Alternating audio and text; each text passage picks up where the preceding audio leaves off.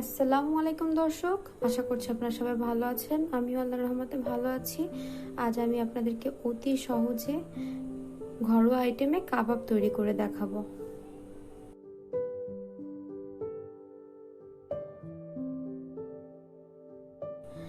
এখন আমি দিয়ে দিচ্ছি ব্লেন্ড করার জন্য ব্রেস্তা 1 কাপ পরিমাণ দিয়ে দিব।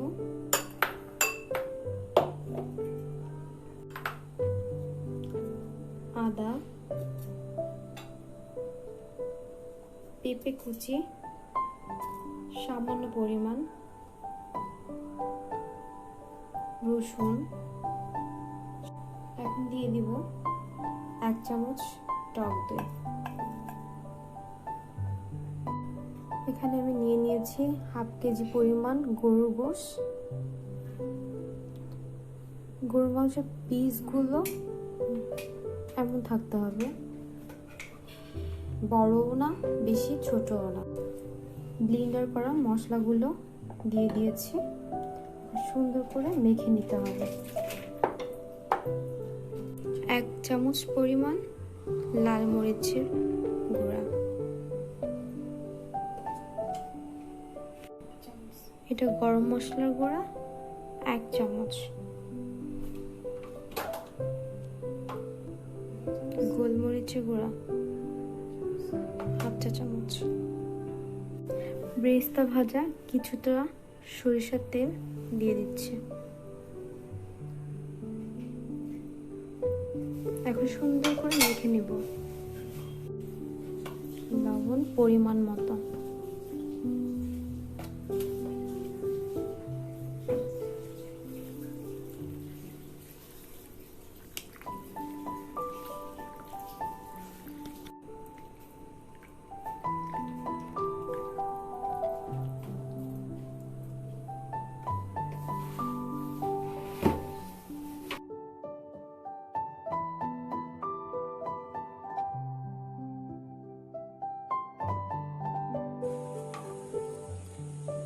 দুই ঘন্টা মতো আমাদের মেরিনেট করার জন্য ওয়েট করতে হবে। এখন আমি রেখে দিচ্ছি, ঢেকে রেখে দিব নর্মাল ফ্রিজে।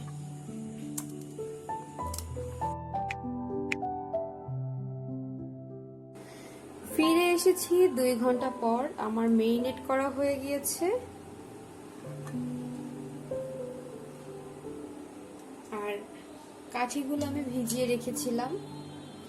ভিজিয়ে না রাখলে দেখা যায় মাংসটা গাঁথতে কষ্ট হয়ে যাবে, যার জন্য কিছুটা ভিজিয়ে রেখেছিলাম।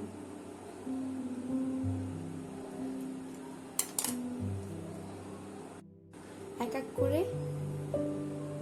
গেঁথে নিব মাংসগুলো।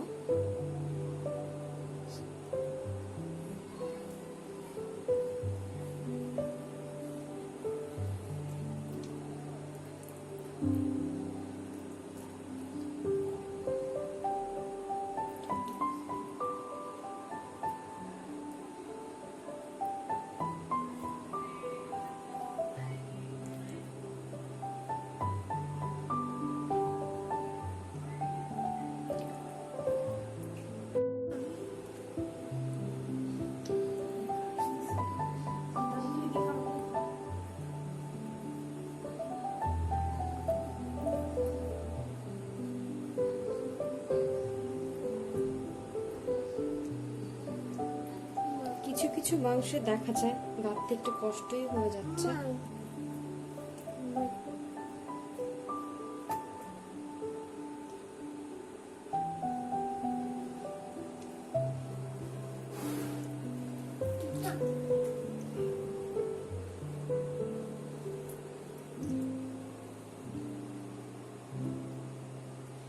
হয়ে গিয়েছে।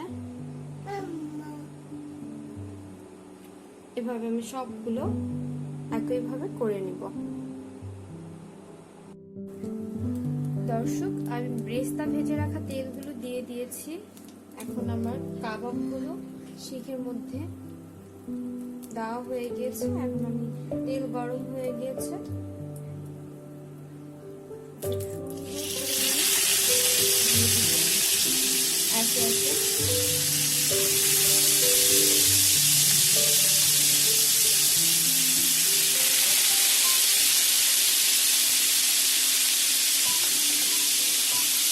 অল্প আগে একে একে ফ্রাই করে নিতে হবে।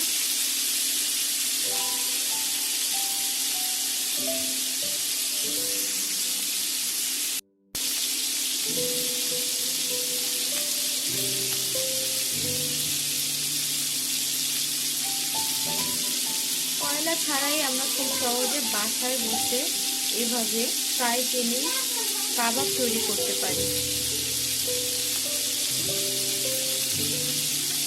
আমরা অনেকেই ভেবে থাকি যে বাসায় কীভাবে কাবাব তৈরি করা যায়। আপনাদের সুবিধার্থেই আমি এভাবে করে আপনাদেরকে কাবাব তৈরি করে দেখালাম।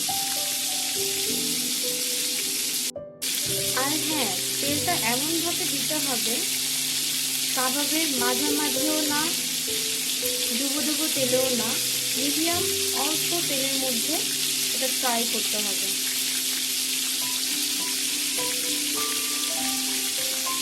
অল্প আগে ভেজে নিতে হবে যাতে মাংসটা সিদ্ধ হয়ে যায়।